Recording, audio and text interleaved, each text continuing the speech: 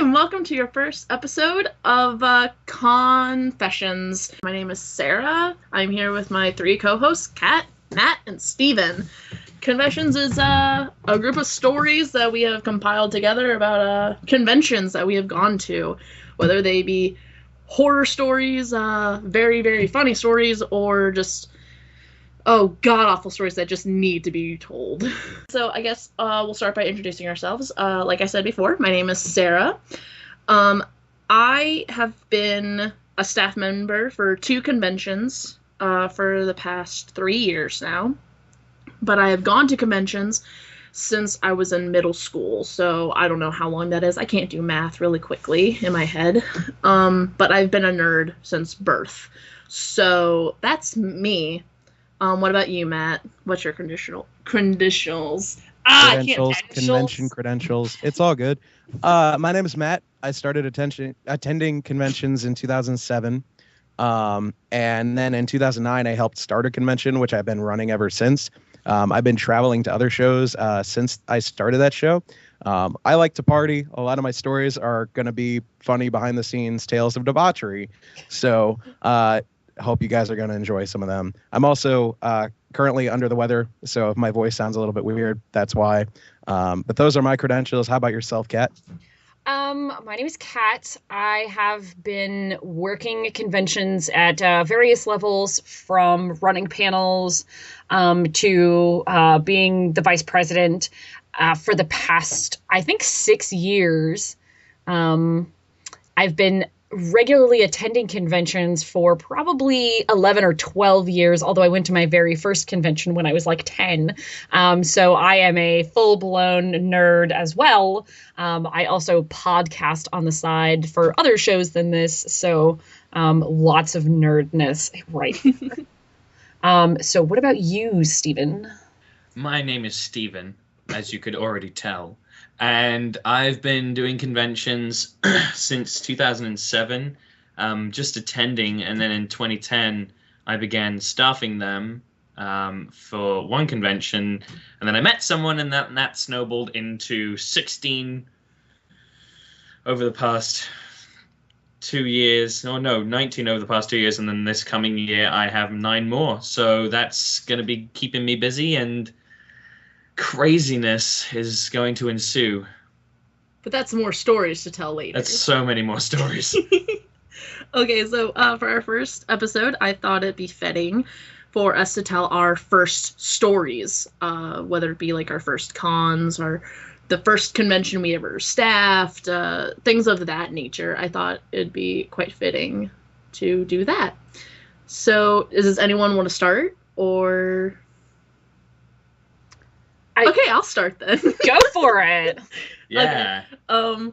I guess I can tell like my first con story.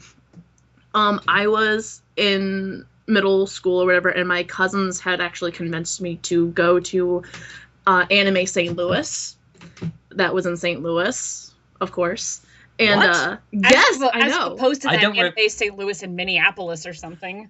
It was probably a very long time ago, because for the past 5 or 6 years, it hasn't been in St. Louis. Yeah, it was a long time ago. I was in like 6th grade, 7th grade, or something like that. Fuck, so... you can be so old. I'm sorry. I think, no, I can't remember where it was, but I remember, this is why I remember the story, because I was not into like the popular animes that had just recently come out that year, or like the past several years. I had been watching stuff like Sailor Moon, Cardcaptor Sakura, Wolf's Rain, stuff like that. That was like really old school compared to, well, it's old school compared to, you know, what everyone else was watching at the time. And so my friends had convinced me to go to the Oran High School Host Club panel. Oh, that was me. And that's where I met you for the first time. And I was running that panel. Shit, man. Yeah, right? And I was like, I sat there and I was like, I don't know what the hell these people are talking about. But as soon as people said twincest, and like everyone went crazy. And I was like, I don't know what this anime is, but I kind of want to watch it now. Because twincest. Because twincest. I love how it rolls off the tongue.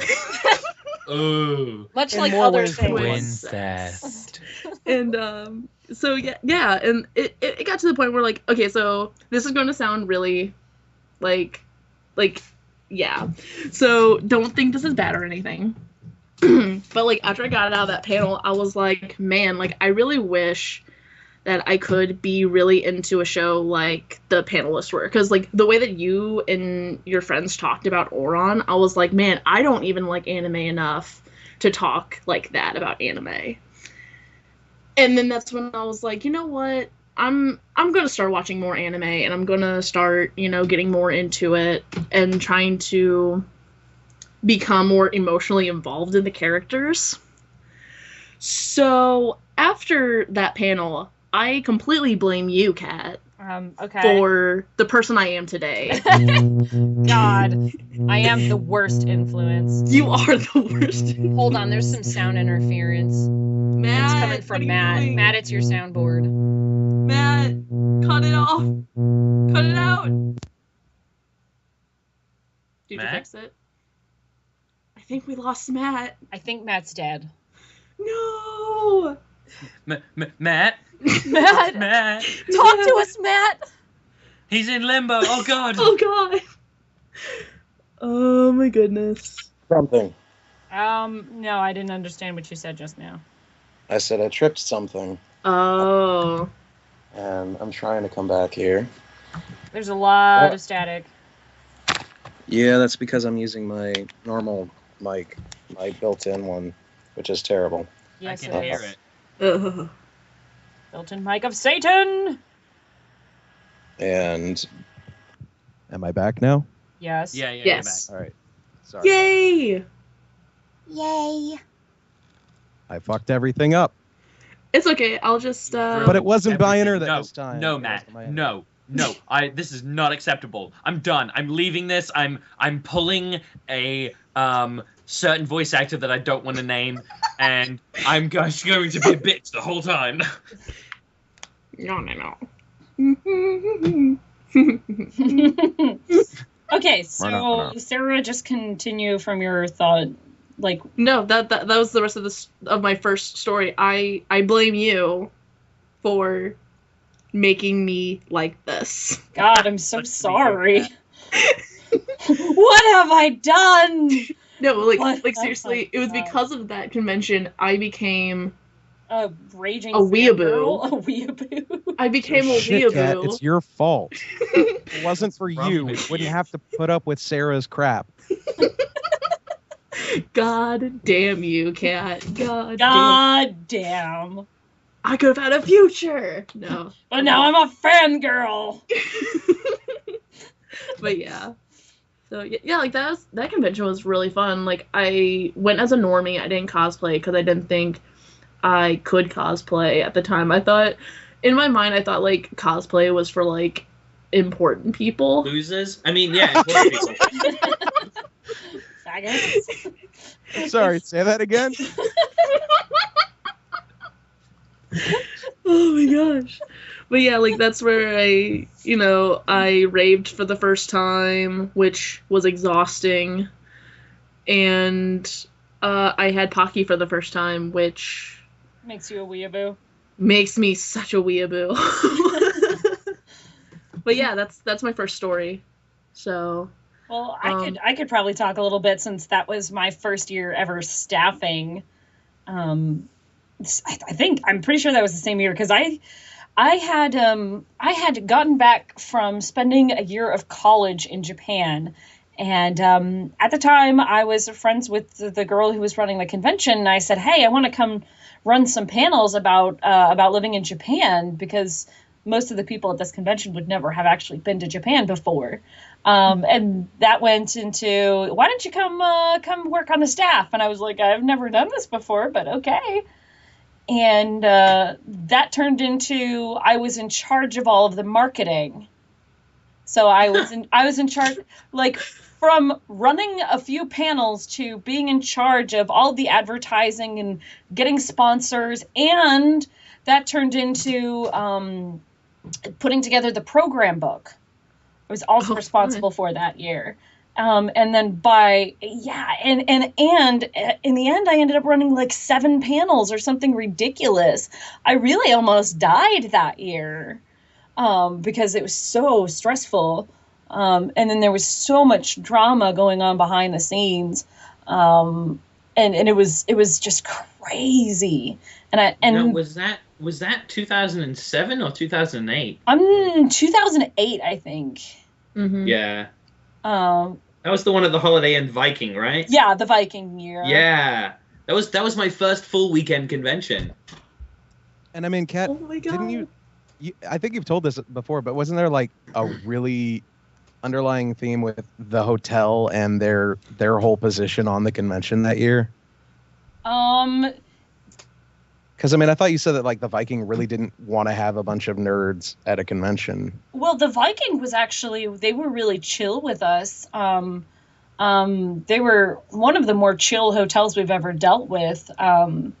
Because they really didn't seem, at least from my perspective, because I didn't really deal with the hotel that much. They didn't really seem to care what was going on. Just as long as we didn't disturb the other event that was going on, which I think was like a bar mitzvah or something, or a wedding. Oh, wait. No, that was 2007. Was it? I don't remember the years. Yeah, because I was 16 at the time, yeah.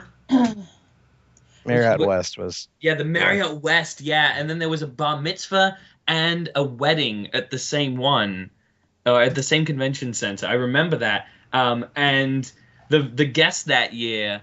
the bride at the wedding found out that the guest was there, and the guest actually stopped by the wedding and wished them congratulations. And we all know who the guest at that one was. Who was it? I don't remember this. You don't remember? I don't remember. Who was it? It was a person who has done with, voice acting. No, hang on, Matt. It rhymes with Dick Mangina. Oh, okay. All you had to do was go, and I would know. I'm just saying it rhymes with Dick Mangina. I didn't think Chris Patton had been to ASTL. But yeah, that year was before my time, and I started during the Viking Marriott year, which was year 3. Okay. And that hotel was pretty chill. And they were pretty chill because there had been a stack of chairs that had fallen over into a column, and that column took some damage. And the first thing I did, because I was witness to this, and the chair literally like just fell over. Nobody knocked it over. It didn't, it just tipped on its own. And I went to the con chair and I said, "Oh my God, this thing of chairs fell over. There's a dent in this column, like an inch deep." And we went to the hotel and they were like, "Whatever." We're like, "We just did substantial damage to a structure." Management like a boss. Exactly. They were pretty chill. Well, I guess the story that someone told me was that not to like jump in there, but I heard that they initially didn't want to have like a bunch of nerds at their hotel because kids cause damage, just like you said. And then what happened was like the manager of the hotel was a huge fan of anime. He's like, no, we got to have this. This is really cool. We need this in the area. And then he passed away in a car accident like a month before the event. Oh, no. And so like everyone down in the hotel, like everyone below him in management was just kind of like, all right, just sort of as like his last wish, we're going to make this go off as excellently as possible. And that was why that weekend went so well. That's what I've been told. I don't know if, I guess you hadn't, I don't know, that got passed along to me by, I think, Nick Frank at some point. So yeah, Nick was a little more on the up and up with that sort of stuff that year. Whereas I was just like grunt work, doing all sorts of bullshit work. Don't you just love that? Oh my God. Love it. First year staffing is so much fun. Yeah. I don't know. I'm a con chair, and it's the easiest thing in my entire life. Actually, not at all. I was about to say that's a fucking lie. Okay, so who else has a first story? Well, I can talk about my first convention that I've ever been to. And I was supposed to go to CuniCon when it came through St. Louis in 2005. Oh, I was supposed to go to that one too. Oh my god, it's CuniCon! I know, right? And it was legitimate because there was a commercial on television on Cartoon Network. Oh my god. Mm-hmm. And you could meet Bill Carradine. But my parents were probably wise to have said, yeah, we're not really cool with you going to this thing because it's just kind of weird. And I mean, like, I wasn't well adjusted at that point, so I understand. So I didn't end up going to CuniCon that year. And then my friend who went was like, oh my God, you got to go back. And I was like, all right, the next convention that comes through town, I'll go to it. CuniCon didn't return. Apparently ASTL started in 2006, but I never heard about it. And so then I heard about it in 2007, and I told all my friends about it, and we got in line, and we're there on Friday. And we got up to the front of the door, and I would go to pay, and they're like, yeah, you got to fill out all your information. And it was incredibly alien to me. And my friends were looking at me, they're like, you really haven't been to a convention before? Like, out of all of us, you're the nerdiest guy. Like, you started the anime club. How are you not, like, 100% ready for this whole weekend? And so my friends were basically guiding me around the entire hotel that weekend. And the first thing that I noticed was just, I thought that I was kind of a nerd and an anime fan, and I'm really not. I mean, I'm like a hobbyist. Like, I buy a DVD now and then, but like, these people, you know, I guess cosplay is cool and whatnot, but like, I had never seen so many people who had put that much effort into so many different costumes. Just going to my first costume contest blew my mind. I just kind of, I didn't realize like how much stuff there was to do there either. Like, I kind of thought that it was going to be just sort of like a lot of comic conventions are, where you show up and you go and you buy stuff in the dealer's room, and then you kind of like maybe meet and greet someone who's popular or something like that, and then your weekend's over. And just all the panels, or even just like the video room. Like, I went in there and I saw a couple of things that I'd never seen before, like Boogie Pop Phantom. And I got nostalgic. Yeah, and I got to meet a lot of people that were also, you know, into things, and everyone was like really happy, which was interesting because I'd never really been somewhere where for like 3 days everyone is just bouncing off the walls with positivity. He's never been with happy people before. No, that's not positivity, Matt. That's all the sugared drinks and Pocky that they've eaten. Positivity is the street name. I don't know what the cops have. Oh, okay. But anywho, it was a lot of fun, and I remember my favorite part of that weekend was we went to go see Whose Line Is It Anime, which was, I guess, it was sort of an event, but they did it in a panel room. And they had 3 or 4 people. I remember Steve Bennett was one of the people who was acting. And it was, I think it was Marissa was dressed up as Link. She was hosting. And my friend, who is a very, very big fan of the Legend of Zelda franchise, was having a crisis of conscience because he was very attracted to this female Link, but it was a female of Link, and he looked up to Link almost as a father figure. And then seeing Link with tits, it's just completely 180. It was great because like I just saw like years of social conditioning crumble. It's just in his eyes in an instant. And and then years of therapy ensued. Yeah. And I what I learned that weekend is just how creepy some of my friends are, because there's a lot of people who dress up, and, you know, some more modestly than others, and a lot of photos are taken. And the way that one of my friends took photos, you would think that the internet didn't have free porn. But it was a really great time. I met a lot of people, and actually I didn't have a Facebook until 2009, but when I did, I noticed that pretty much my ratio of friends from conventions to my ratio of friends from, you know, outside and, you know, high school and whatnot, is pretty much like 5 to 1. So I've been making a lot of friends ever since. And that was kind of like when I was hooked into it. And then when I found out that there are conventions in other cities, which I'm kind of slow on the uptake. That was when I was like, oh crap, I have so many more I can go to. So, but that was my first convention, just overall. But I mean, like, Steven, you started going in 07. Was that your first convention too, or? Yeah, no, 07 was my first convention, and I wasn't there for the full weekend. What had happened was I was at school. It was my first year at this new school, and I met this really hot guy whose name coincidentally was Steven.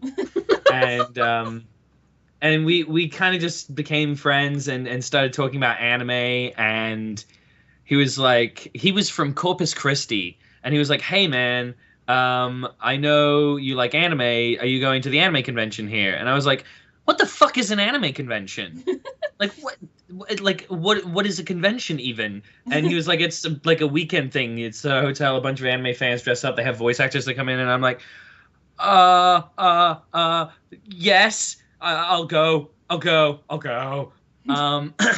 And then I looked it up and I saw who was going. And at the time, this was 2007. At the time, I was the biggest fan of Vic Mignogna. And, I loved it. I got to meet him, and I got to chat with him, and I got his autograph. And I was only there on Saturday, too. So I was seeing all these people. Like, I met Steve Bennett before I knew who the hell he was. And I got to meet a bunch of other people and see a bunch of other people as well. But yeah, I'd never been to an anime convention, or even I never even knew about it. And that's the year it was with the ShowMeCon, the sci-fi convention. Mm-hmm. So there were a bunch of sci-fi nerds there as well, and I was taking pictures of everyone. And there were like Stargate SG-1 characters and Star Trek characters and other star-related named TV shows and movies.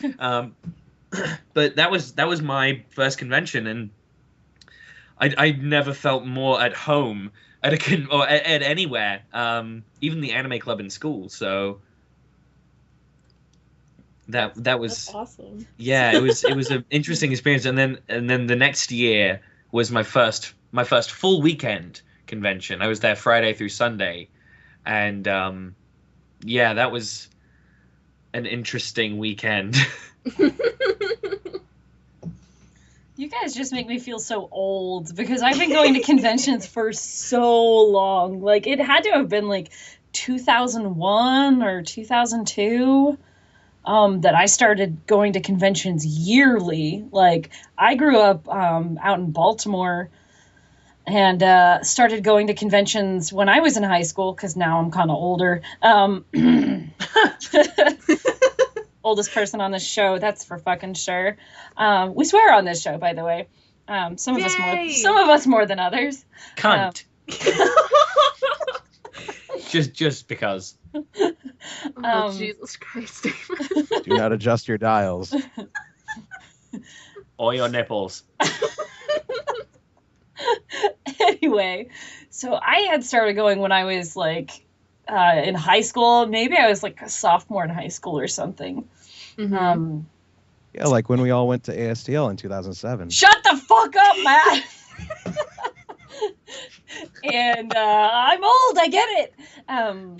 You're not that old, kid. I know, but y'all make me feel old. Anyway, so my friends and I, of course, this was like, we weren't going to like ASTL. We were going to Otakon, which is the second largest anime convention in the country. So we kind of cut our convention teeth on a really mega-sized show. And it wasn't even as big as it is now, of course, at the time.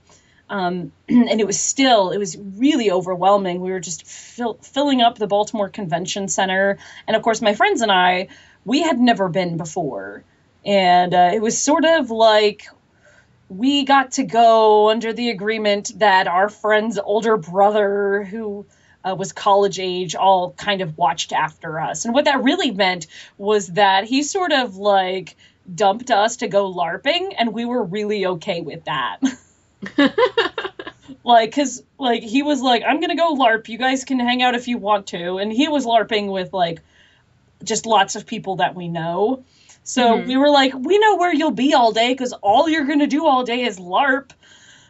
So we ran around and had fun, but it was like really overwhelming, because we were had never seen anything like this before, and we had, for our first year, sewn ourselves little Sailor Fuku, like just little Sailor Fuku kind of costumes, and while we were waiting in line for our badges, somebody came up and interviewed us, and like we're like 14 or something, and on camera getting interviewed because we were wearing little sailor costumes and stuff. And it was very, very strange and overwhelming, but really fun. Spent a lot of money in the dealer's room because the dealer's room at Otakon is bigger than most conventions. Oh, it was so great. And then after that, it was just sort of like our yearly tradition because it always took place during the summer, and we always had all summer off to work on costumes and stuff.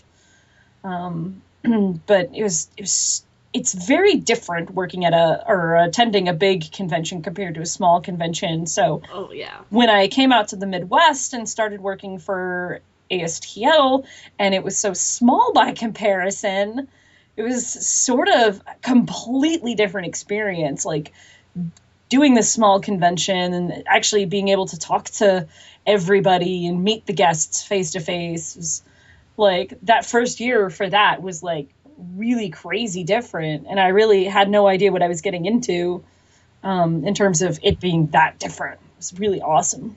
Yeah, well, that's kind of how I felt when we did the staff the staff trip to NakaCon. I think it was NakaCon. Oh god. In Kansas City. I was like, because I went into NakaCon thinking that it was going to be like Anime STL, and I was so wrong because it was a lot bigger, and I was like, I'm going to get so lost in here, and I got lost quite a few times. That's what it was like the first time I went to Chicago. It was so overwhelming that I think we went to maybe 2 panels, and the rest of the weekend we just tried to cover the entire dealer's room. I don't think my first convention, I don't think I ever went. I went to one panel, and since then, I don't think I've actually sat in on a panel since. So yeah, but yeah, I wanted to do so much other stuff, like look at all the cosplayers and then find attractive people to flirt with and go to the dealer's room and walk around. That's like rule 1. That's like the first thing you do at a convention. Yeah, the first thing I do at a convention is I arrive and I look at all the people who I aspire to bang that weekend. Like, I'll have him in bed. I'll have him in bed. If she was a dude, maybe. Hey, in case she looks like a dude, maybe. Which at St. Louis cons, yeah, trap. Oh my gosh. Is there a grinder for conventions yet? There should be. Thank you, Matt. I'm gonna make millions. I get 10%. Deal. I'm good for this. Yeah. When was the year that you went to NakaCon, Sarah? It was my first year staffing, so I think it was 2010, 2011, something like that. Okay, because 2010 was actually the year that I did my first convention room party at NakaCon. Are you for real right now? Yeah, we could have been friends earlier than what we were. Well, no, it's probably a good thing you weren't. Yeah. God. If you'd met him first at a room party, you would never have been friends, I'm sure. Oh, no. I'm sorry. No. Am I being too judgmental? Brutal honesty. With anime fans. But yeah, no, it was 2010, and I think I don't know how it really happened because at this point, I was a good kid and I hadn't really drank underage, and that sounds like bullshit for the podcast, but it's serious. Like I was really kind of straight edge for how crazy I was, and so I think someone was like, yeah, I know they're doing a room party block where what you do is you say that you want your room to be in the party block, and then you just have a bunch of people out and you give flyers, and a lot of people do it to promote their convention. I was like, yeah, shit, let's do it. And so I got a handful of our staff to be willing to come up. And I think this girl I knew brought a little bit of liquor. A couple other people brought some liquor. And we didn't really have a lot. It was pretty sparse, to be honest. And we printed up some really janky flyers that we handed out like Friday night and Saturday night. Like, come to this room and we'll have a party. And I think I got one of those flyers. You probably did, and you probably made the conscious and correct decision to not attend. I know that's how I met you, Matt, was getting one of your flyers. Well, that wasn't for a room party. That was actually for the convention in 2009. Yeah. But yeah, so like we're handing out our flyers and whatnot. And I think that's how I met NebraskaCon in 2009 too, but I didn't really get to know any of them that year.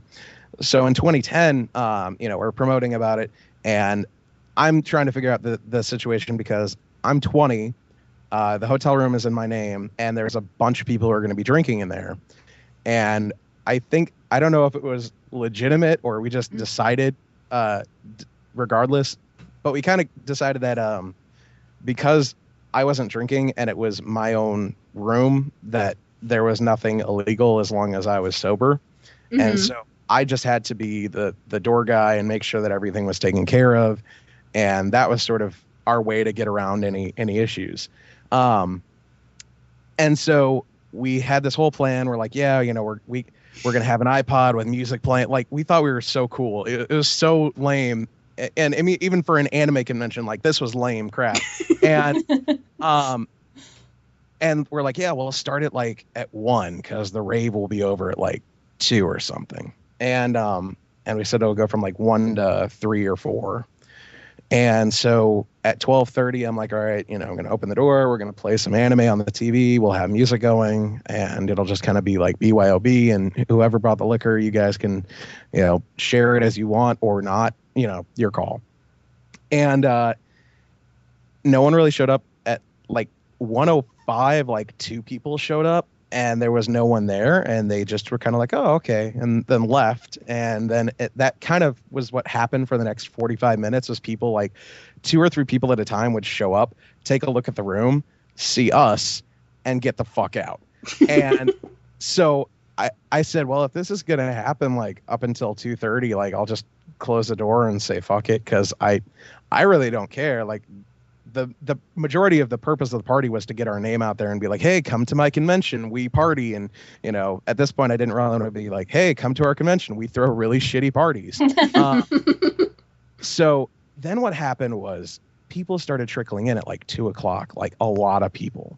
And before I knew it, like it got crazy. Like it got to a point where someone was like, hey, get your hands off the TV, because like someone was like jumping up and down and like, again, like I'm the doorman making sure that everyone who comes in is 21 or up. And all this crap is going on behind me. And, we're getting a steady stream of people who are like, hey, thanks for coming out. Like there's people who had been to our show in 2009 who are like, oh my God, I'm glad you're here. And it was kind of interesting, like how many people apparently knew me that I had never met before. It was actually pretty terrifying. And so at about 2:30, like just a torrent of people came, and I had no idea what the hell was going on. And one of the people from the NebraskaCon room party tells me, yeah, they shut down our room party and we were the biggest room party. So we know that you guys were having one. We just decided to bring the party to you.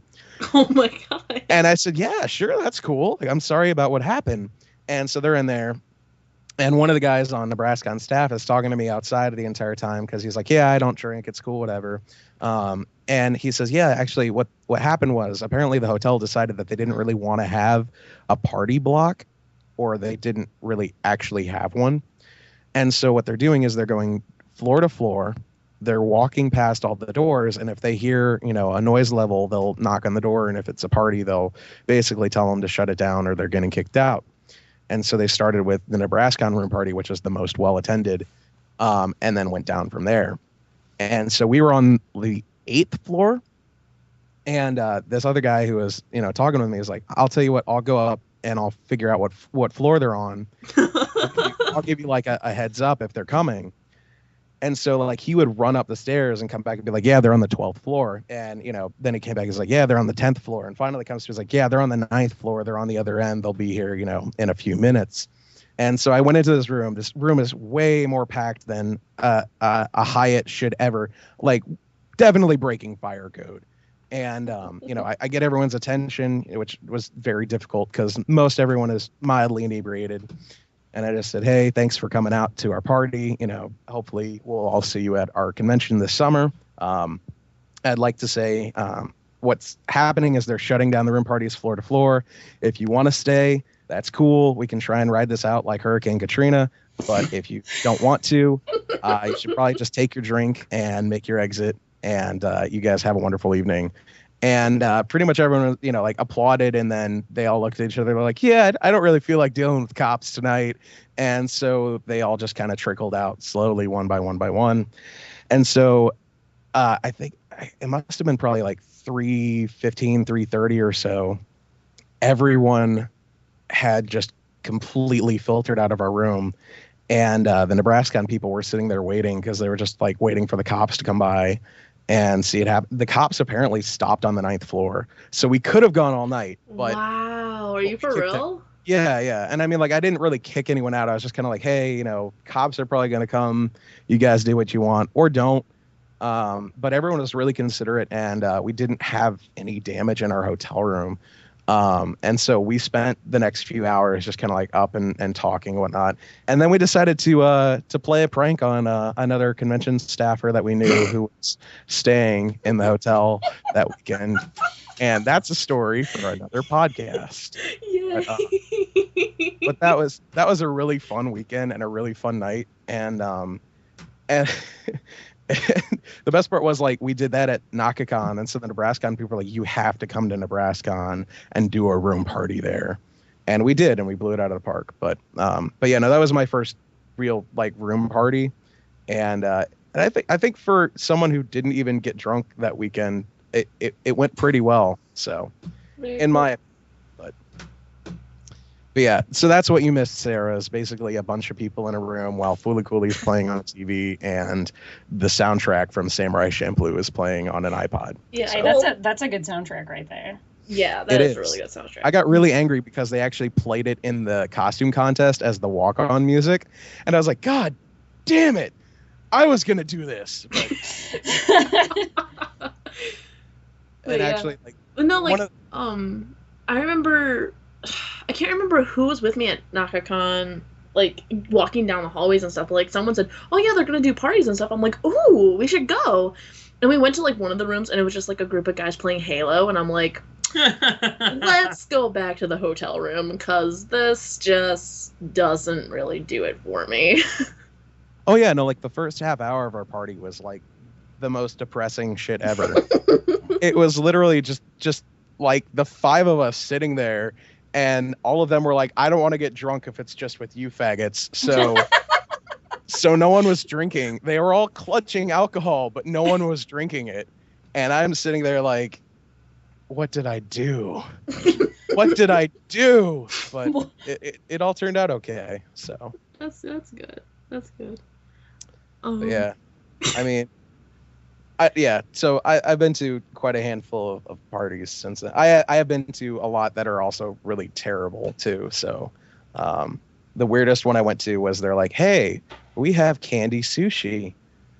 And I was like, oh, that sounds terrifying. Let me check it out.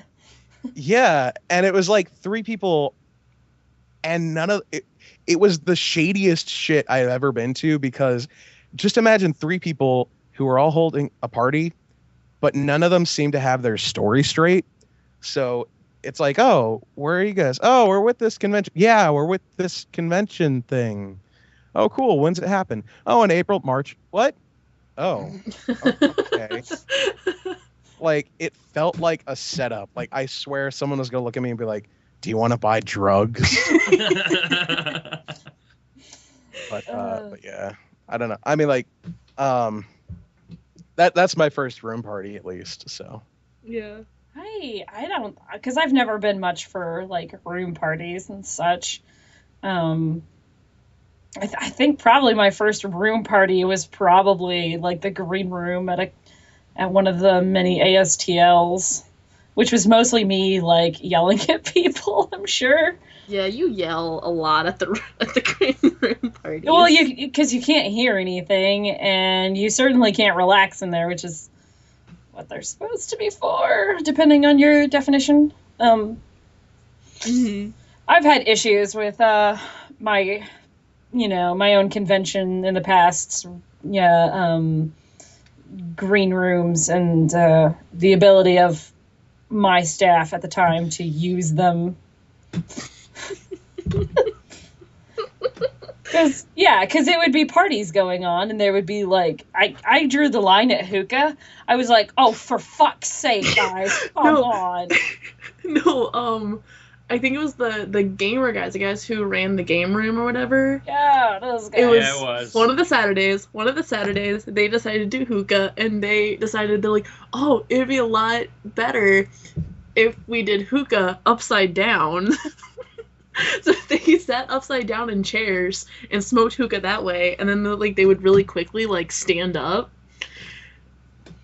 because apparently that's what you do. And they almost put a hole through the wall because one guy stumbled so much that he basically collapsed up against the wall. Yeah. And we were like, oh, okay then. They're like, oh, that was fun, let's do it again. I'm like, oh my god, let's not. God, you guys are retarded. Because I've always had a problem. This is just me and us telling stories and everything, but there was a lot of years at ASTL where I was really dissatisfied with the green room because it was totally nothing but partying, and none of the actual staff, none of the ASTL staff actually could get anything done in that room. None of them wanted to be there because we were all so tired and exhausted from doing all the work, and we just wanted to spend our downtime relaxing, but you couldn't because there was people in there, upside down doing hookah. I'm not going to lie. Lives? I know more people that weren't on staff that got into that green room than were on staff. Yeah, and that was a lot of it. And that may or may not have included myself. Yeah, well, I'm trying to be surprised, but we're not. It's I get great. In the green room at a lot of places. So. Yeah, I was gonna say if you've been on staff at a convention, you've probably gotten into the green room at another convention that you probably shouldn't have been in. Mm-hmm. Mm-hmm. Most of them, actually. Yeah, a lot of them. Yeah. The shining star was the ASEN green room. I've been into that party many a times. Yep. Actually, high point was watching the storm that Sunday night from the 10th floor of the Hyatt. Oh, you mean the storm that wiped Joplin off the map? Yeah, I remember that. Well, I mean that was a little bit of it. But... Right. Yeah, we watched it roll in. That was pretty cool. Yeah. And then a lot of people died in Joplin. But still cool. But it was very cool. Joplin. Yeah, I mean, is it a big loss? I don't. Oh God! I don't really. I mean, I'm not gonna say yes, but I mean, I'm not gonna say it was a tragedy. Steven, Jesus Christ! I'm kidding. And for those of you listening who don't know what Joplin is, because you don't live in Missouri or northern Arkansas, well, they don't it doesn't matter. It doesn't exist anymore. It doesn't matter. It's a town in Missouri that was wiped off the map by a tornado, and lots of people died. In which we are horrible people for laughing about this. Oh yeah, next thing you know, you're gonna yell at me about Katrina. Hurricane Katrina is a great laugh, but for completely other reasons than an actual hurricane. we knew a girl. Yeah. We didn't really know her. We more so hated her. I knew her very well, unfortunately. Oh God. That is actually the best and worst thing that ever happened in my life was probably Katrina. Yay! Because I got the girl, not the hurricane. About the hurricane? Yes. No? Okay. Because I got introduced to working conventions through I don't even want to go into it. I was introduced to working conventions through a girl named Katrina, and pretty much all of my problems ever since, most of them stem back to that particular person or behaviors that resemble that person. Yay. Yeah. But anybody got any other firsts? I got one. I got another one. Unless someone else wants to tell another story. No, go ahead. Okay. The first time I got laid at a convention. I don't have the first STI. Hey, Matt, fuck you. So, probably more than one for Steven, then. Yeah, probably more than one. No, it's just one. Do you want first to and tell... last STI. First and last STI at a convention. Oh my god. What the hell is going on with your mic? Fuck you, that's why. Matt, what's going on there, Matt? Is that me? No, it's Steven. No, it's Steven. What about me? Your mic is doing weird things. Like what? It was making noises. It's like amplifying every now and then. Oh my god. Like that. That was horrible. It sounded like a big frump. Oh, sorry. It's like it's switching back and forth from your internal mic to your line. Really? Or it's farting, either way. Is it Oh my god. It's really scary. Ah! I like jump every time he does that. Is there like a meteor shower in Springfield or something? It's a hurricane. Or a tornado. But no, like oh my god, we're all it's just karmic retribution. I kind of hope that Steven can hear me because my other first story involves him. But not the STIs. No. Sorry, I'm having technical issues. Can you hear me now? Yes. It isn't making thumping noise? No. It's not. Because I'm using my shitty internal mic. Let me try it again. How about now? Is it better? Yes, it's better. Okay, just let me know when it happens again. Okay, so... so my story involves you, Steven. Oh god. It's a cute story, because it's the first time, like, I actually got to hang out with Steven. I'm very sorry. Kind of. What? Yeah, I'm sorry, too. Okay. First year staffing ever was Anime St. Louis. was Anime St. Louis, and Steven, like, literally, Steven was the first staff member that I had seen that weekend. It was because me and two of my friends had arrived at the hotel, and we were getting our stuff out, and here comes Steven in his van, pulled up right next to us, got out, and I'm like, oh my god, it's you! And he's like, hey! And then out pops Team 4-Star. Didn't realize it was Team 4-Star at the time. Until I was like, oh my god, what are you doing out here this late? And you're like, oh, I came to pick up some people. And I'm like, oh, that's cool. Who? And then it clicked that it was Team 4-Star, and I kind of lost my shit. Because it was Team fucking 4-Star. And my two friends that I was with never heard of Team 4-Star at all, didn't know anything. They literally thought you were part of Team 4-Star. You know, I get that a lot.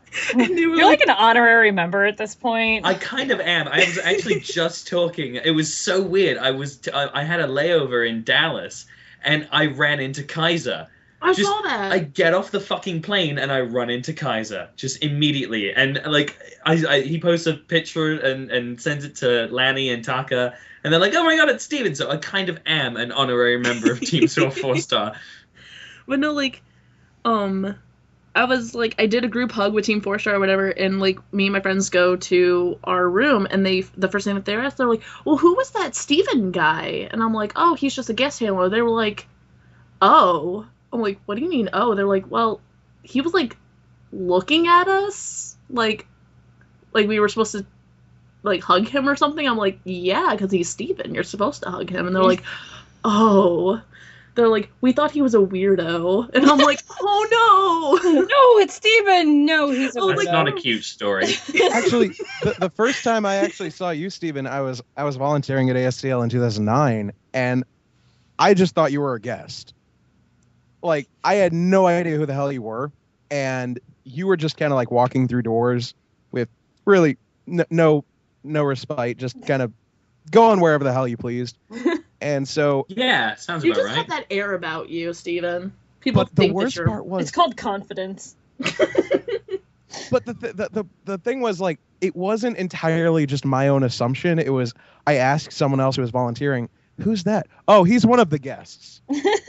Like, they said it with such confidence then I was just like, oh, okay, well, who am I to, all right, whatever. Who am I to question this? And then I think it was like Saturday morning. I was in one of the staff rooms, like, I don't know if I was getting together program books or what, but you came in and I said, so, like, what do you do? And you just gave me this look like, what the fuck you mean, what do I do? I was like, why are you at the convention? She's like, to have fun. And I was like, oh, like, you're not, no, I'm not at all. Oh, okay, cool. And then Larry Furry was singing Hakuna Matata in the shower. Yes. I remember that. And that's when I first met you. Oh my god, I totally remember that moment. Because it was because Larry was just so funny. Singing Hakuna Matata in the bathroom. It was hilarious. God. Larry should be on this show for serious. I bet he has a fuck ton of stories. I first met Steven and I didn't know who he was. He was just, I sat down at a table at our St. Charles year. And it was like, I don't even know what day it was because I was so frazzled. But I just remember Steven and somebody else, maybe two more people, came and sat down and offered me a piece of pizza. That was Matt and I. Really? It was. I remember that. Okay. So that's probably like the first time I ever met Matt then. I just remember I got offered pizza and I was really happy. Yeah, that was me, Matt, and who's the black guy? I can't remember his name. Oh, who's it? Halloween? Nathan Powell. Yeah. That name sounds so familiar. Yeah, I have no idea the fuck that is. I don't think he's in town anymore. Oh. No, I think he disappeared. Yeah, and then the first time I legitimately remember meeting Matt was he was handing out flyers for his convention. I was like, wait a minute, another convention in St. Louis? Is this the fabled NatsuCon that has, been long foretold? The prophecy. Yes, it was. The prophecy. Yes. Although the problem was, like, we went from having one convention to having 3 that year, which, like, I'm not going to complain because there's a lot of people who would love to go to 3 conventions, without having to leave the city. Mm-hmm. But the problem was that one of the conventions, which shall not be named, kind of sucked. Made a lot of people angry and didn't really play politics well and caused a lot of unnecessary drama. And so what happened was, like, I kept saying, oh, yeah, we're another convention in St. Louis. And they're like, oh, Anime St. Louis? And I said, no. Everyone just got, like, really scared. And they're like, oh. And I was like, no. We're a third party. We're okay. We're, and so that was like, it was so difficult. Like, how many people just looked at me like I'd killed their dog. Like, yeah, no, we're the other convention in St. Louis. Oh. And because this was at NakaCon, it was even worse because NakaCon went through some similar drama, and a second convention started up in that year. Yeah, it's like that exact year they went through the same thing. So it was people from Kansas City knew a little too much about what St. Louis was going through at the time with con drama. And I had to explain to people, I was like, no, we're just doing this because there's literally shit to do in St. Louis in the summer. This is not. You're very thankful to you, man. NatsuCon, because there's nothing else to do in the summer but go to convention. Yeah. So let's name it SummerCon. But we can't just name it SummerCon. Let's be faggots about it and name it Japanese things. Hey, that wasn't my choice. I know it wasn't. So. Hey, it's okay. You can be faggots about it.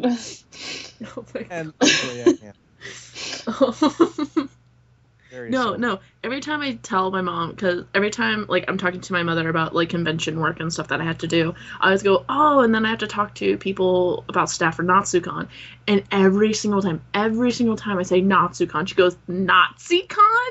I'm like, every time. Yes, Mom. Every time I mention NatsuCon, someone's like, a NatsuCon? What? Hello, I'm so funny. LOL. Yeah. I talked to a high school anime club. I don't know why they wanted me to talk to them, but I did. And I said my name, and one kid's like, NatsuCon? And I looked the kid straight in the face and I said, "We have nothing against Jews." And he was like, "What?" And I said, "I'll take their money." And he could not come up with anything else to say to that. And the entire room just started like a slow clap that I'd shut this kid up. Oh my god. Oh my god.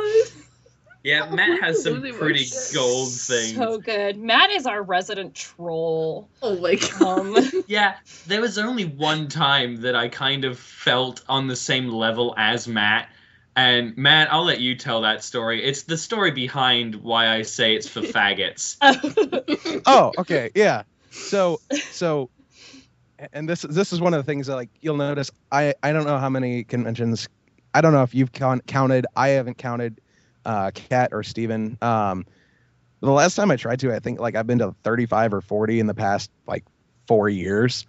And yeah, something like that. It blows people's mind because that's almost like once a month or more than once a month.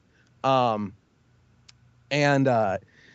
we go to a lot of shows, and we were at one in I think it was in Louisiana. And we were supposed to be staffing, and for whatever reason, it wasn't obvious that we were on staff. And so someone was talking to us, and they're like, "Oh, so is this like your first convention?"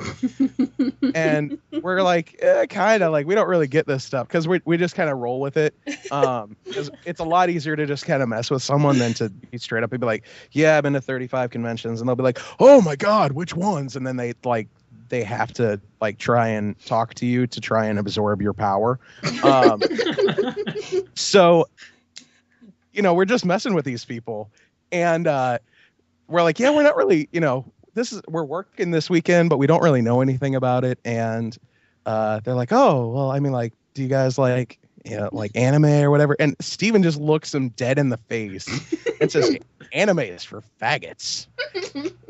And they just kind of like got quiet. They're like, oh, okay. You broke their spirit. I completely broke this kid. They were like, "Oh, you've been to this? Like, why are you? Oh," like they thought that like we were really excited to be there, and for us it was just kind of like another weekend working there. And I mean, like, I'm always excited to leave town because St. Louis is a soul-sucking abyss, but that's not always the case with every convention. Yeah, not with every convention, no. So. But yeah, and then I just walked away, and Matt looks at the kid. He's just like, "Hey, you heard him," and then just followed me. Now, we've said this at so many shows that we've gone to now. Like, it's an unofficial. Yeah, you sent me a Snapchat of these Homestuck kids dancing with the caption, "Homestuck is for faggots." And I was like, Jesus Christ.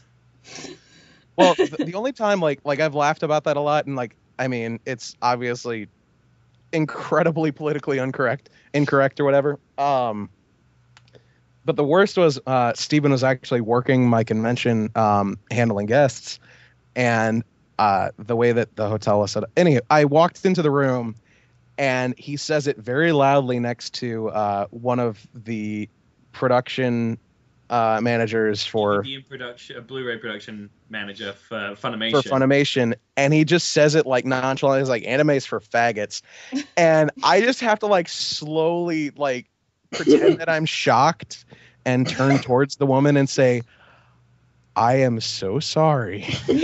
But she didn't care because she thought it was hilarious. I was like, "This is an inside joke," and she looks at me. She's like, "Oh no, I think it's great." And I was like, "Oh, thank God." Oh, well. Like, dodge that bullet. I was about to just like fire Steven and do whatever I could to save face, like right then and there. And she's like, no, it's cool. And I was like, oh. Like, I say it to everyone though. Like, when I was out in LA over the weekend, I was hanging out with John St. John and Kyle A. Bear and Jason Charles Miller and all them, and I just was just like anime came up once, and immediately and Jesse Pridemore as well. I was with Jesse, and I said it once, and everyone just kind of looks at me, and I was just like, yeah, whatever. Anime's for faggots, whatever. Like, I really think I want to make T-shirts of this and like sell it under the counter at a large convention, just to see people like floating around wearing shirts that say that. I do think that's going to happen soon, Matt. Or make like those like bracelets. Oh, what are they made out of? Like they're not plastic. Oh, the rubber ones. The rubber bracelets. Just like have it just like a color, just like a bright neon color. So that only people in on the joke knows. It's like that time that we found the YOLO for Jesus. YOLO for Jesus. YOLO 316. I'm pretty sure, didn't Team 4-Star do YOLO for Jesus in their new Helsing Abridged episode? Or something like that? I have no idea. I'm pretty sure they did, or like they did, or like swag for Jesus or something like that. Everyone who's still listening needs to go to YOLO, the number 4, and then Jesus.com. I'm gonna look that up right now. It's beautiful. So hilarious. It's an amazing website, and it's beautiful, and your quality of life will improve. And all I have to say about it is fuck Glenn Dubois. No, did you hear? Okay, so at NatsuCon this year or whatever, like NerdFit or whatever, like I went to all their panels because I was like, these guys are pretty cool, and I wanted to meet the internet like in person, whatever, because he seemed like a cool guy, and I see him at every NatsuCon that I go to. I know he's a douche, but whatevs. I love him. Whatevs. He's a cool douche. But like he at every panel they kept on saying fuck Glenn Dubois, you fuck Glenn. I'm like I don't even know who this guy is, right? So after party happens or whatever, and I see them all in the elevator. I'm like, hey, hold the elevator. So I go into the elevator and I see this guy who I never saw before, and I go look at him. I'm like, Glenn Dubois, and he's like, yeah, and I'm like, go fuck yourself. And the internet just like looks at him. He's like, that's beautiful. He's like, that's beautiful. That was awesome. And I looked at him, I'm like, did I do that right? Did I do it right? Awesome. And he's like, and like Glenn just like, I don't even know who the fuck this person is. How does she, what? They started that at ANG, and the video they played for their panel at that is just like a montage of various stupid photos of Glenn. And then at the end, it just has like a senior portrait, like dove flying over a sunset with Glenn's face superimposed. It says fuck Glenn Dubois. And so Glenn had no idea that that's what they were going to play. Like they had showed him another video and they're like, yeah, this is what we're going to close out the panel with. And they played that instead. And so then the lights come on and Eric, the internet, unzips his hoodie to reveal a bright pink shirt with white text that just says fuck Glenn Dubois on it. And he just opens his hoodie slowly as the lights come on and looks right at him. And Glenn just was like, no. And apparently ran out of the room faster than anyone has ever seen him run. So it's been going on since then. The latest website they started was GlennSucksAtLeague.com. Wait, what? Like League of Legends League? Yeah. Oh my god, I need to look this up right now. Oh my god. They had the video on YouTube, but apparently it used some copyrighted music and got taken down. Oh. So what is it called? Glenn with 2 N's, Sucks at League. Typing with purpose. .com. Yeah. There's only one way. Oh my god, the picture. All right, gonna have to look it up now. Yeah, I gotta look it up too. Swag. Mr. Michael Jackson in the back. Oh my god. I'm like crying.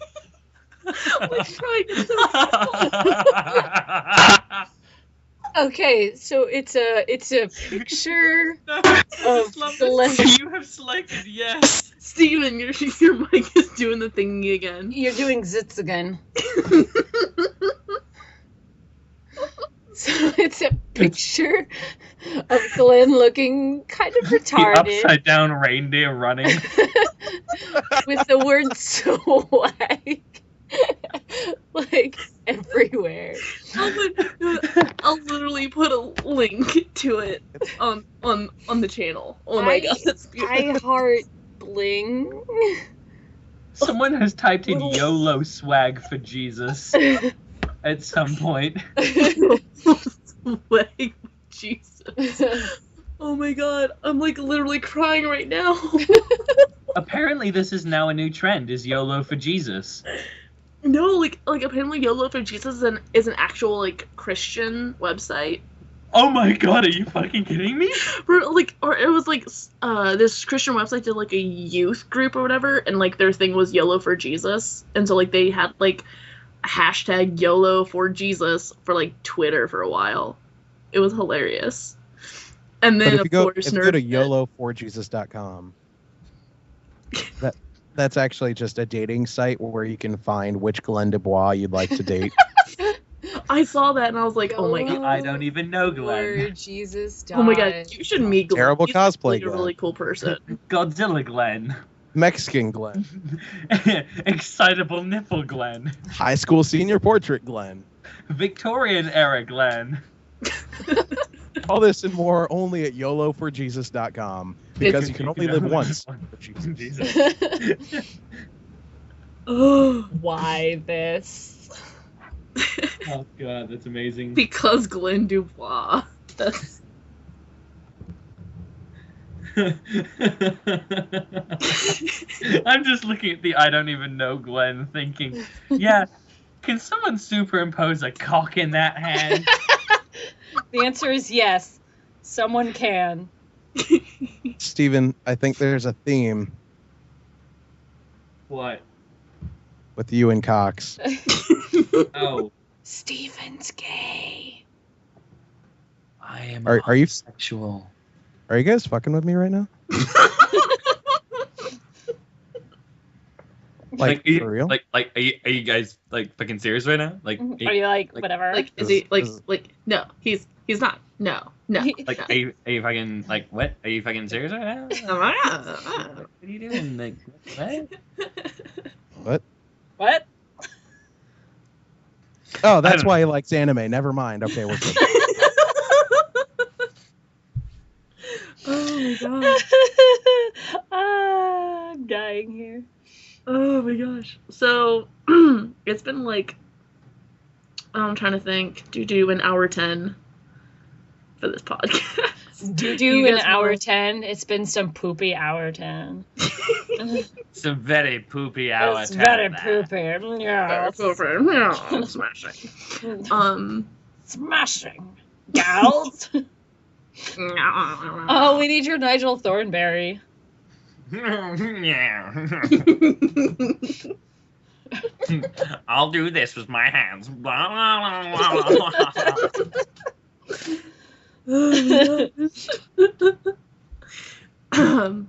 So I took some Nigel Thornberry. Oh god, Matt.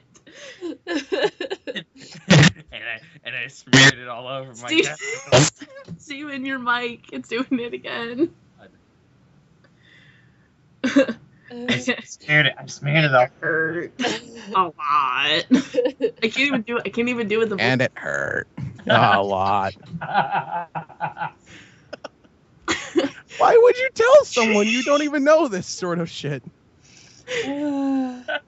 I just really hope he never hears this podcast. Oh, he will. Oh no. But you know it's better. I think it's time for campfire stories. No, I'm not drunk.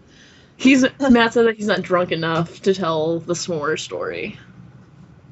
But one day, Matt. Yes, one day you will or you tell can get it. John St. John to do it. I don't think John Steven. St. John's that drunk. Steven. What? Gets John St. John John on the show. Get him on the show to tell Steven the story. St. Stephen, we need you to get John St. John. Oh, okay, Cat St. Cat.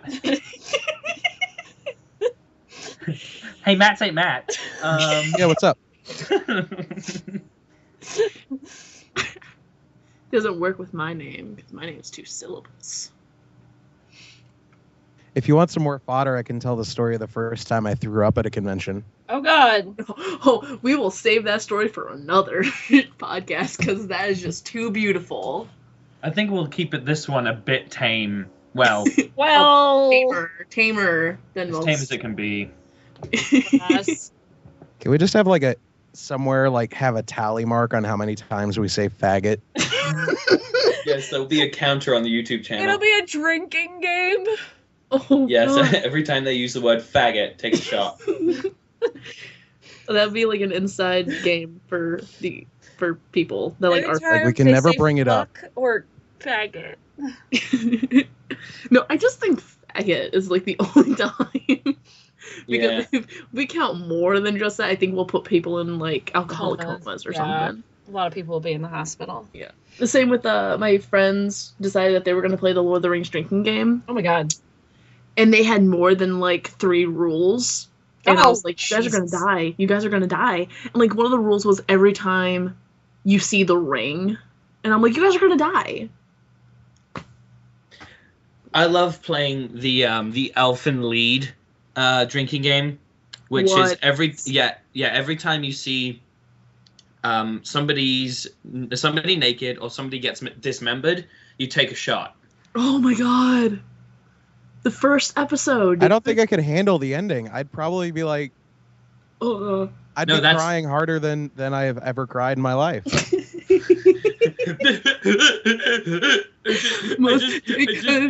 just be gone. I'd be like, you don't get it, man. She's gone. She's fucking gone. I don't care about episode 1. She's gone. Yeah, I don't think I could handle that. Yeah, I'd probably die. That'd be about as bad as the Maplewood Mile. Did you hear about that, Steven? You're kind of muffled, Matt. Did you hear about that? The Maplewood Mile? No, what is it? Oh my God. So have you seen The World's End? Yeah. Okay, so Andy decided to base his birthday party off of The World's End. Why? And so he selected 12 bars. We only went to 11 because one was a mile away. But we went to 11 bars throughout the night, ending up at his house. And everyone was supposed to drink at least a pint at every bar before they moved on. And we pretty much got yelled at to leave from almost every bar we went to. And I don't think I've ever been that drunk.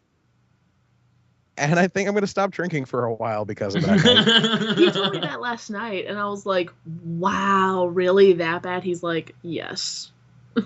That's just not the person I like to be when I'm drunk. So maybe it was just the company that kind of drove me to that. No, I'm pretty sure it was the company. All I remember is we were kind of klepto, not for phones. I stole a window cling for Church's Chicken advertising their 3-piece meal. Andy stole a sombrero from Las Palmas. I'm trying to think what else. I'm surprised no one really tried to steal a pinball machine, because we went by a pinball lounge. It was pretty terrible. Apparently, like I met people that night that remember me, but I don't remember them. And so the other night I went to a show and they're all just like, "Hey, Matt," and I'm like, "Who the fuck are you?" So like every convention we do. Well, yeah, but I mean, the difference is that those are convention people. They don't really matter in real life. Well, yeah. Because they're faggots. Because they are faggots. Just like the guests. The guests are not real people. That's true. Oh my gosh. But not because they're faggots. It's because they're guests, and guests aren't people. No, they're just objects for us to look at and have them sign things for. Worship. No, like it's really funny. Like when we had Kyle Aber at Anime STL or whatever, Saturday or Sunday afternoon or whatever, when we were closing down the con or whatever, he literally came over by registration by like the Rotunda area and just like took a nap, and like no one bothered him. I guess no one recognized him or something, and I was like, what the fuck is Kyle Aber doing? You wouldn't be able to recognize him now. Why? He has lost a fuck ton of weight. Has he? Good for him. He looks amazing. There's no way that I could forget Kyle Aber. No, he does still. That shiny head. The exact same. And he sounds the exact same. He's perfect. He's perfect. This time on Dragon Ball Z. I did one year at ASTL convince a bunch of people that random people with goatees were Doug Jones. Or Doug Walker, rather. Doug Walker. So, like, they're just like, is that him? And I was like, yeah, can't you tell? And they're like, but doesn't he normally? It's like, well, not at the convention. That's just for the show. And they're like, oh, okay.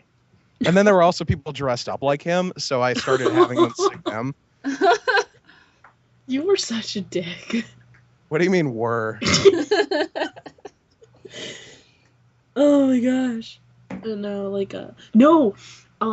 When Brad Jones, the second year that Brad Jones was at Anime St. Louis or whatever, it was Friday morning. Registration really hadn't picked up yet.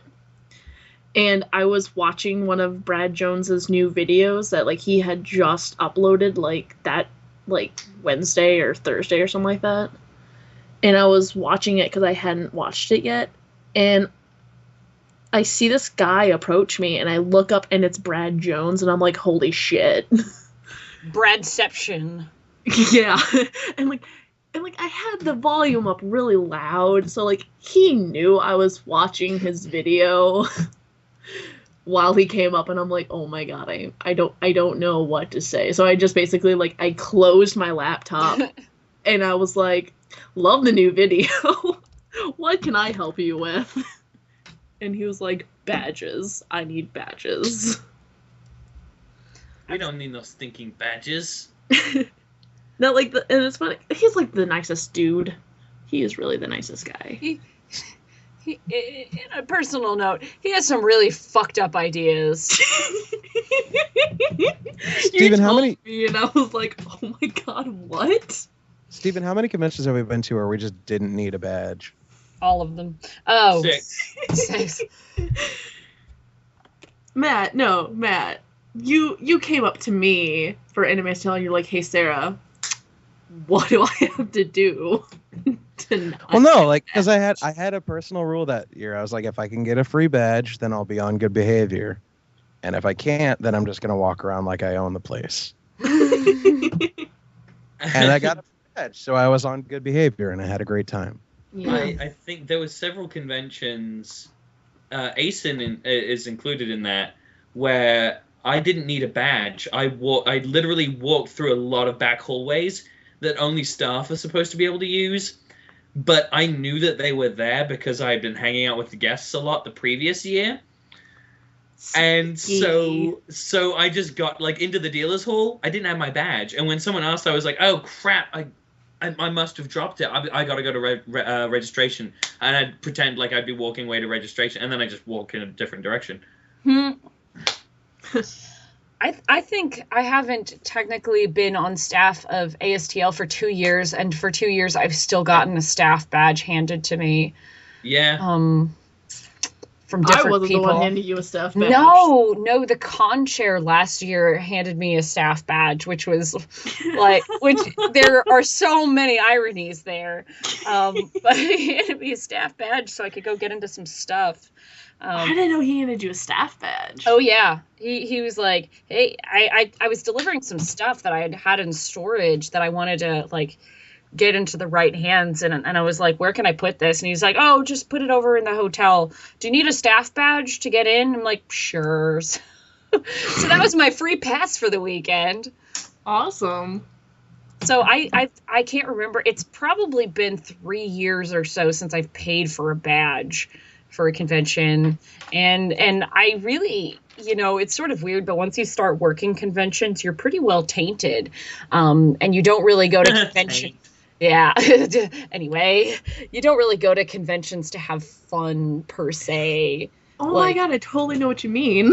Like, you go and if you're not working or, like, going with some very specific purpose, like Steven stalking guests and stuff, because I'm a stalker. I volunteer every convention that I go to now, that if, like, I'm not working it, or, like, I don't personally know someone who's, like, guest handling or something, I'm just like, I need to work. Yeah, I don't have anything to do at conventions unless I'm working. I go, I drink, I case the hotel for phones. And that's a whole other story. Oh my god. Yeah, no, I feel the same way. I if I'm not like staffing a convention, I really don't want to go because I feel like I'm just like I'll be sitting there like I'm bored. What am I doing? Like What I'm is not there even to do? Yeah, what even is there? Because I haven't been to a panel in years. I'm like I Yeah. don't even go to panels anymore. Like The only time unless the only time I've gone to a panel is when I was, running a panel. That's like the last Right. panel I ever went to. I go to decent panels, but it's like at smaller conventions, it's harder to find panels that I'm interested in because it's a lot of fan panels, and I'm way more interested in like industry panels, which you don't get at small conventions because you don't have industry reps. Mm-hmm. So like if I go to a big convention like ASEN or something, the only panel I'll want to go to is like an industry one, and then after that, I'm bored as shit. Yeah. Because I don't want to volunteer at a big convention because I don't want that level of stress and miscommunication. Yeah. But I can't not work. Yeah, like that's why like any panel that I go to at like any convention is like the guest this guest panels and stuff, because I always ask them like questions about the industry, because even though I'm probably never going to be a voice actor, it's still fun to like get their take on like what it's all about and like what all you have to do to be in it and like what you have to do to prove yourself. I invented a drinking game where you go to guest panels, especially voice actor panels, and you take a shot every time someone asks, so what do I do to get into the industry? How do I become a voice actor? Yeah. I kind of stopped asking those. Like, you finish your drink if they say they have a demo that they want to hand to them. Yes. Oh my god. Yeah, you take an extra drink after you finish your drink if they hand their demo to them during the autograph session and the actor feels sorry enough for them to listen to it. Yeah. But that's a lot of follow-up just for a drinking game. Yeah. Sorry. But no, like I think it was the first ever year of Kawacon. They had Cam Clark, and he voiced like Leonardo from the Ninja Turtles and stuff like that. And I was just like, oh my god, he's awesome. Like I really want to talk to him and stuff. And when I got the chance to like ask him like a question, the thing that came out of my mouth was, so if you, out of like all of the voice acting history that you have ever done, is there anything that you regretted ever doing? And then I said Kawacon. No. No. It was really funny because like by this time like he looked at the clock and he's like, is it past midnight now? And we were like, yeah. And he's like, oh, good. So it's an 18+ panel now. Great. And that's when we found out that Cam Clark, whether he was joking or not, I will never know. We found out that Cam Clark did a 1-800 number voice acting in the beginning. And he's like, even though it was the start of my thing, every time a girl dials 1-800, she will hear my voice. And it's kind of creepy. And I was like, and then he actually reenacted a couple of them, which was god. And this is me turned 18, and I'm just like, oh my god. Have you heard of the Dan Green one? Which one's the Dan Green one? Dan Green voiced a really weird hentai. And he did it in the voice of Yugi. Oh my god. Are you for real? No, that's hilarious. But it's like him. I mean, like it may not be in the exact same voice, but it's basically him telling this girl, all right, now bark like a dog. And then the girl barks like a dog. It's like, now cluck like a chicken. And she's like, what? And he goes, now cluck like a chicken laying an egg. And he gets really angry, and she starts clucking like a chicken. And you can paint that picture from there. But the audio on its own is on the internet somewhere. I could probably find it. I'm gonna Google it at some point. Dan Green sex tape. Okay. Well, with that story, I think we should wrap up, maybe, because it's about an hour and a half now. We're gonna end on that bombshell. We're gonna end on that bombshell. Good night. Okay, so any final thoughts for any of you guys? I think this was a pretty awesome first podcast. What did you guys think? I think we enjoyed ourselves. I don't know that listeners will appreciate our faggot jokes and our faggotry. Well, you know what? It'll get better as we go. I mean, just the faggotry. I make no promises. I did. Good. So yeah, so thank you for listening to the first ever episode of Confessions, right? That's what we were calling it now. Confessions. Oh my God, yes. For listening to the first ever episode of Confessions. I guess we'll try and shoot for one next month. Next year, actually. Technically next year. We'll shoot one for next year. And the first and the last of this year. Yay! Oh my gosh. So we'll have a whole new round of New Year's resolutions that we'll talk about breaking. At convention specifically. Yeah. Well, I guess that's our topic for next month or / next year. And hopefully by that time, Matt and I will have some crazy fucking stories. Yeah, DC is going to be interesting. DC is going to be fucking mental. I can't wait. That's going to be amazing. Hopefully you guys can make me cry from laughing so hard. Oh, we will. It doesn't take much. Oh, wow. Low there, Kat. No, she laughs at everything. It's brilliant. That's true. That's very true. Cheesy nipples. See? Told you. Because it's cheesy nipples. Two words that should never be together in a sentence. Or two words that should always be together in a sentence. True. But only in those extremes. It's take it all or leave it. Yep. You can't say cheesy and you can't say nipples alone. You have to say, well, my cheesy nipples are feeling a bit sore today, so I'm not going to go running. That just sounds like someone committed to the entire jar of Utz, and they didn't know what to do with it when they got halfway through, and they just started experimenting. Wow. Okay. Well, if Kat, you have a fan site, right, on Facebook? Oh God, yeah, I have a fan group with this so fucking weird to say. It's facebook.com/nerdistcat. You can also find me on Twitter at labyrinthcat. And if you want to check out my other show, well, one of the many, but the big other show that I do, you could go to thatguywiththeglasses.com/podcast/third, or just go on to thatguywiththeglasses.com and look for the podcast tab. But that's my other show, Nerd to the Third Power. Yeah, and I'll put a link to it this podcast. Fabulous. And Steven, don't you also have a fan page? Yeah, I have a fan page as well. It's the Stephen Leach fan page on Facebook.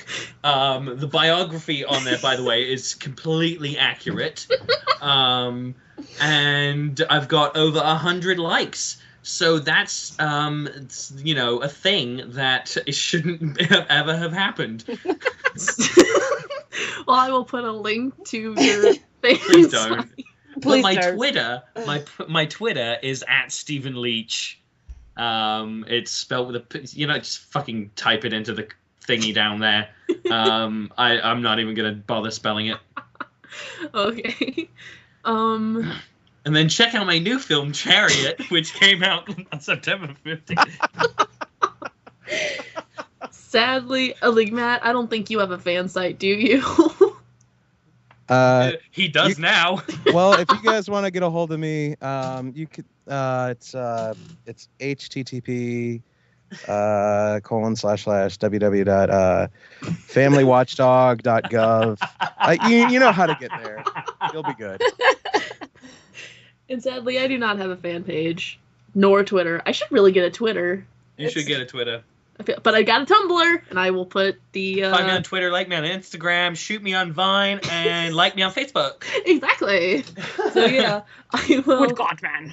Find me on Path. And we'll link these all on our soon-to-be podcast fan page Tumblr, whatever we have. Send me a request on Tumblr or add me on MySpace. I'm very active on Google Plus. Read my live journal, Gaia Online. My Sangha. Add me on Friendster. Add me on Friendster, that's right. Your mic's doing it again. Bebo. With that, I think we're good. So, yeah. See you guys. What? See you guys. Yeah, Club Penguin. And Club Penguin. Okay, so that's it. That's the rest of the podcast. We will see you guys next year. Have a Merry Christmas and a Happy New Year. Bye. Faggots.